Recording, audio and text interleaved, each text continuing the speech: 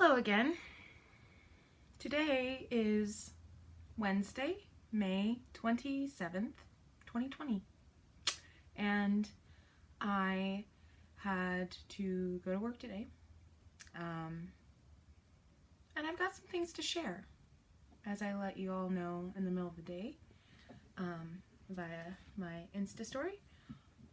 So this is a video that I'm going to post at 5 o'clock. So, I don't really know where to start. And I don't really want to cry during this video because that was kind of a last video thing. And I think, though, what I've experienced today is important to share.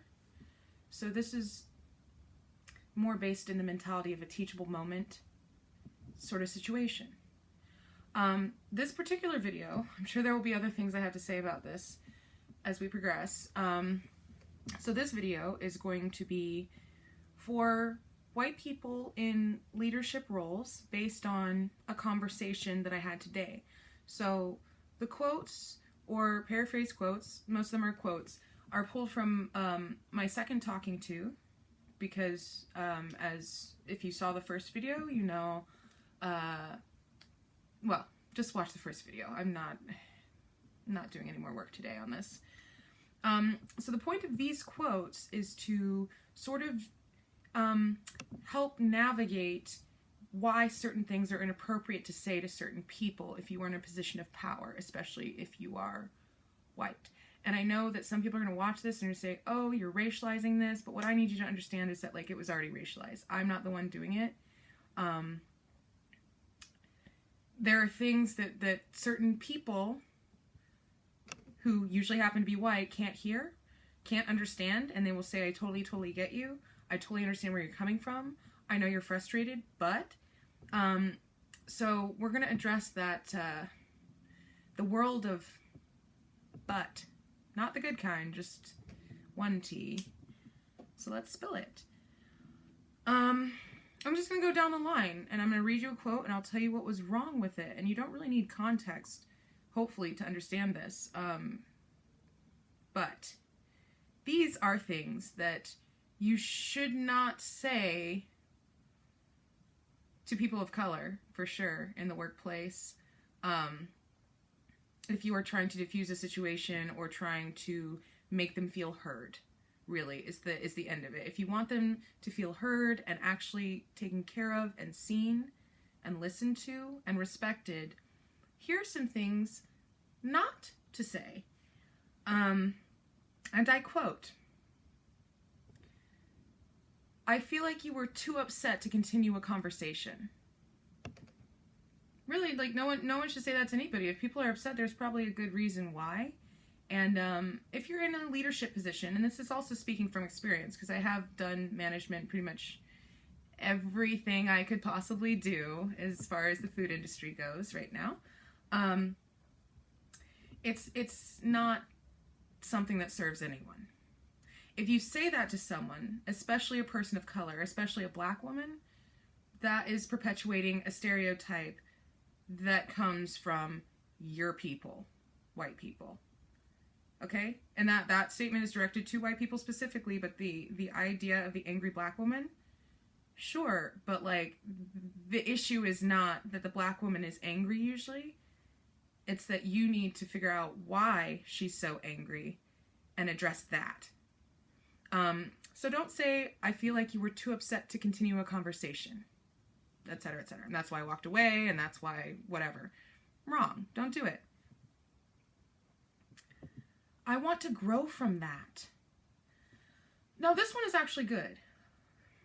If you say, I want to grow from that, that is a good thing. But if you're talking to somebody who feels that you have wronged them in whatever way, and you're trying to actually gain real clarity, and you never ask them what they could have done better in that situation, you don't really actually care about growing from that. Sure, you might have heard the words of frustration, the anger, the secondhand stories of whatever was going on as a result of the condescension, the abuse, the whatever, the negligence, like whatever the case may be.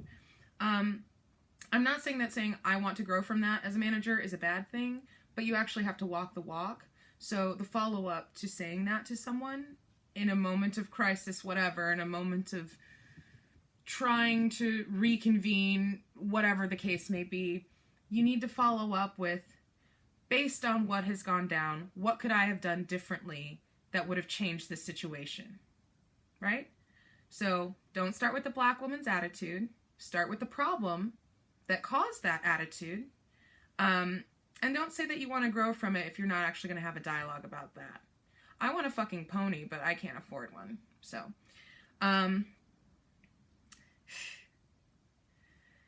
choose your words carefully. This is number 3. It's one thing for somebody to be upset or frustrated. But, for example, if you are in a management position and an employee tells you in throes of emotion and frustration and upset that they also have not been able to sleep or eat for days because of the anxiety and depression, and that's a real thing right now, guys. There's a pandemic. I don't know if you heard, but this is a big deal. And now more than ever, any manager, especially on the essential front lines, should definitely keep an eye out. People are not okay. And we show up anyway. And we deal with that shit anyway. I mean, a lot of people do. So don't harp on, I know that you were upset, I know that you're frustrated, especially if somebody gives you details of how deep that trauma is already going. You need to actually act like you care about people, even if you don't, because you care about other things, because you have too many other things going on. Great. Say that then, but like, it doesn't actually work for me to be told I care when you're not asking me how you could help me, how you could be better. You're doing whatever you want and thinking that that's helpful because it's well-intentioned, maybe. But no, what's going on right now in the middle of a pandemic is a lot of depression. Not just me, like people, a lot of anxiety that manifests itself in different ways. I personally have never had such terrible anxiety to like cause a physiological reaction like I've been having for the past week since, you know, again, watch the last video. So this is about word choice, and I would say, especially during times of pandemic, if it's unprecedented, then maybe you should like think about coming up with a new way to communicate if you actually care about people and not how many dollars are in Jeff Bezos' pocket. All right. 4. Now this is a good one, and it kind of goes off of what I was just saying. I understand that we all have different roles in whatever job we have. There's leadership anywhere. There are, you know, the underlings. And there, you know, there needs to be sort of a whole heart best practice in this, because it's not effective or a positive thing to be helping people out in your eyes if you don't tell them about it and then you want to go and use that later as a bargaining chip. Example, in this quote, also from today, there are things that you don't even know about that I've gone to bat for you with. Okay. There's like weird stuff I dream about that I'm not going to tell you about. No, that's kind of weird. Point being, it's not fair to anyone else if you think you're doing something extra for them, just so that later you can come back and say, hey, just so you know, like, I've been working really hard for you.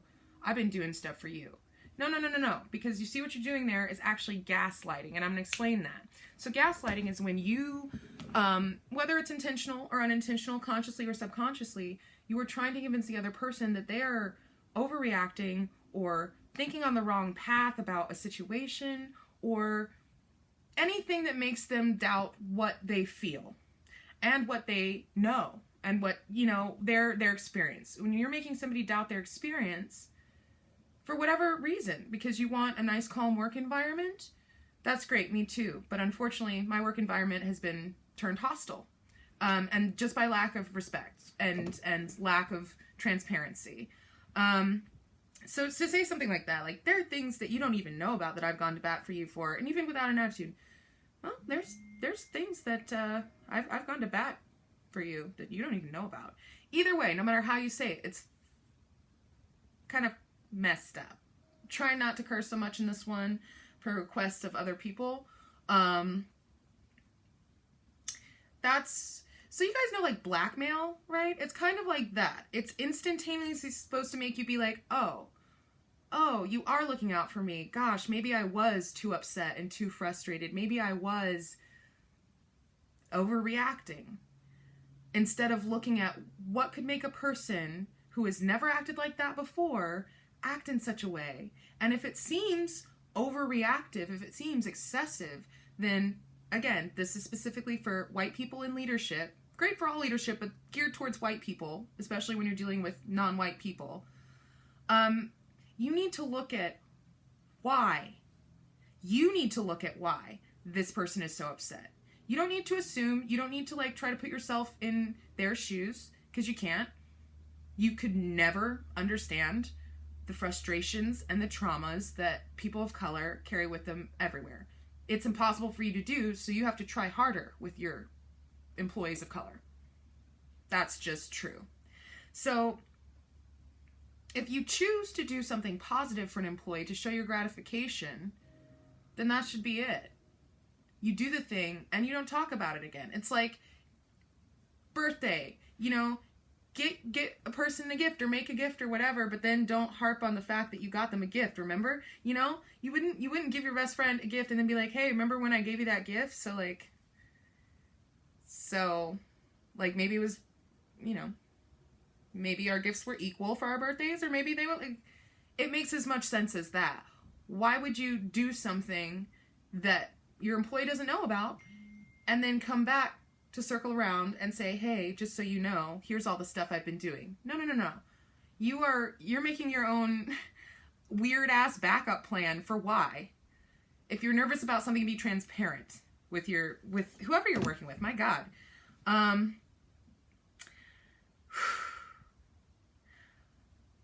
What is this now? Like 5? I don't know. This gets more specific to me. In the first video, I let you know I'm a theater artist. Or I was / will be. We don't know what the future of that is yet. And this has been something specific to me at Whole Foods since I started. Even though, you know, I was hired with very clear communication about how my schedule is unpredictable. I need to make sure there's people to cover shifts. I will, you know, and this is back when I started working there part-time because I had 3 theater jobs to be doing. So, I just want to say this to everybody. This is especially management, but just everybody. And it doesn't matter if you're white, black, purple, green, or yellow. Like, if somebody is a professional actor or performing artist or artist of any type, don't call it your theater stuff. That's offensive and it's demeaning. And I know that it's not meant to be that way, but it's just like the fact that you're okay with doing that over and over, especially after, like, I mean, I have corrected people who have done that to me at work. I'm just like, oh, you mean my career? Because this is the day job part. So I just want to make that very clear. If you were talking to somebody who is a professional artist, don't say your fill-in-the-blank stuff. Your painting stuff, your dance things. It's offensive. And it's belittling. And if you don't recognize that when you say it, that's something for you to work on.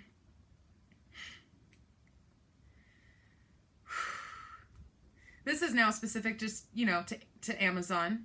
So Whole Foods by Amazon. I don't know how many of the viewers here also work at Amazon / Whole Foods by Amazon, or any other affiliate. But I've learned that leadership has a very different idea of how things are being handled than, you know, the rest of us. And this quote, I think this is what, 6? So the lift rides, I mean, that's not every store, you know. They're going above and beyond. There's plenty of things that we are trying to do right. And we will make mistakes. So, for those of you who don't know, there has been a very generous, in my situation, Lyft credit. And people who are unable to get to work other than riding the bus, which is very dangerous and terrifying and anxiety-inducing, they've been giving, you know, Lyft codes out so that we can get a ride up to $30 for like 25 rides. And that is generous. Or it would be more generous if we were being paid, you know, more than we are. And the fact of the matter is that that's kind of the fucking sorry. That's kind of the least that they could do. And it's actually sad that it's not every store. I don't know what to tell you about that. It's sad that it's not every store. It should be, because you know Jeff Bezos has way more than enough, not only to buy Lyft rides for every employee at all the Whole Foods, now that, you know, you're making trillions of dollars. My goodness, sir, I can't even afford health insurance. Like, I don't know how that's something to harp on, like, oh, we're doing so many things right, or we're trying, etc., etc. I'm just like, no. Acknowledge the fact that we are not making what we are worth. None of us are. Maybe leadership is. I don't know your life. I don't care about your wages. I care about me, my means, how hard I'm working versus how much I'm making. And because I can't, like, slow down to the pace of what everyone around me is doing, because I am more efficient, that should have been recognized. But it gets even better. Oh boy. I know this is total corporate bullshit, but this quote, number 7, I apologize for the miscommunication. This is like what we do if a customer slips and falls in a store. Don't apologize for the fact that they slipped and fell in the store. Ask them if they're okay. And I kid you not, this is how we are trained. Ask them if they're okay. Ask if there's anything they need. Make sure that they don't get up. Like, go get help. Don't say I'm sorry, because that makes you liable for their pain. And that's not what we do at Whole Foods by Amazon. Just so you know, we do not take on liability for your pain. Whether you work there or shop there, that's on you. Let's see.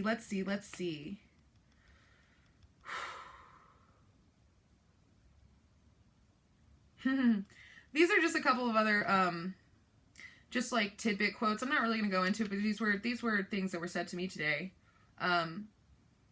Although this is a good quote for me, trying to be diplomatic, working my way through this. At some point I said, do you see why that seems a little bit manipulative?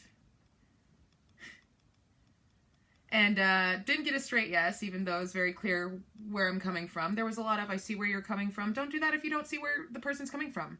Don't say that. This is a quote from the person I was talking to. I don't remember that coming from you, but another quote. Yeah, no, the point was just, it wasn't permanent. It was just a situation of, they're letting us work you a little bit longer. I hope you can hear why that's problematic.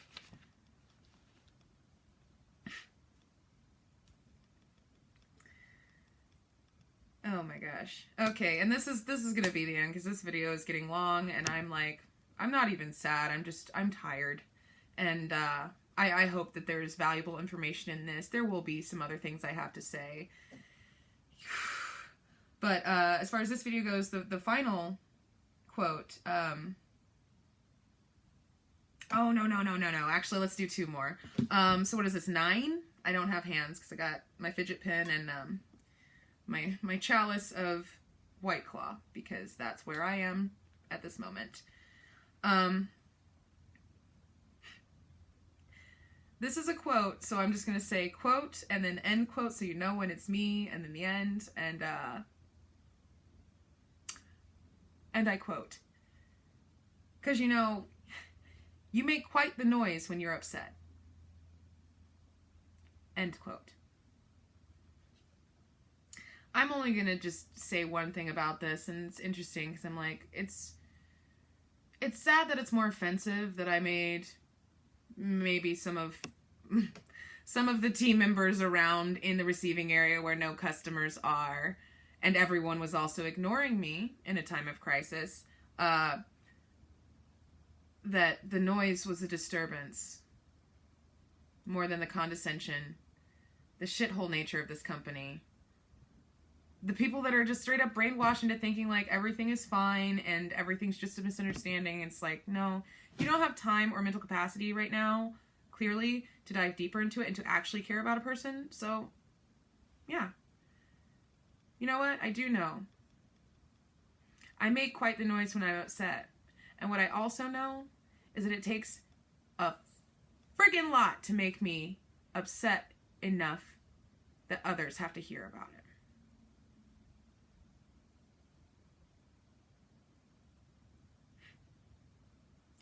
And to close it out,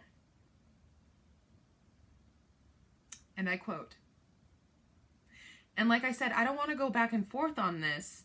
That wasn't the intention of this right here. I just wanted to address more of the attitude.